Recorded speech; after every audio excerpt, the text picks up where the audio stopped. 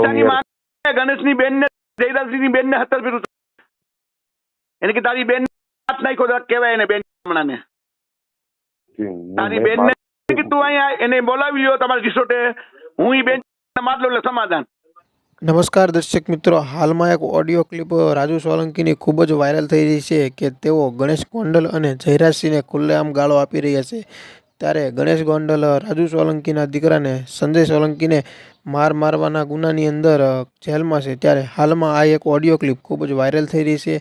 તેમાં એક વ્યક્તિ તેને રાજુ સોલંકીને સમાધાન માટેનું કહી રહ્યો છે, પરંતુ રાજુ સોલંકી ના પાડી દેશે કે તેને સમાધાન કરવું નથી. તે કાયદાકીય લડત લડવા માંગે છે.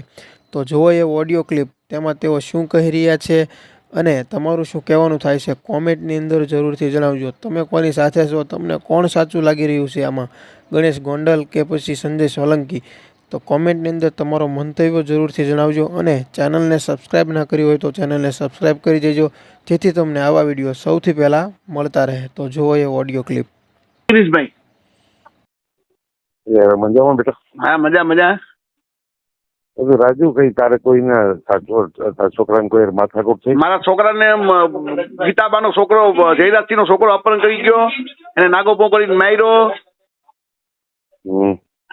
જયરાજસિંહની ઘરવાળી માથે ઉભી એમ કહેતી કે હું ધારાસભ્ય છું અને મારી નાખો, તમારું કાંઈ કૂવામાં નાખી દો મારી.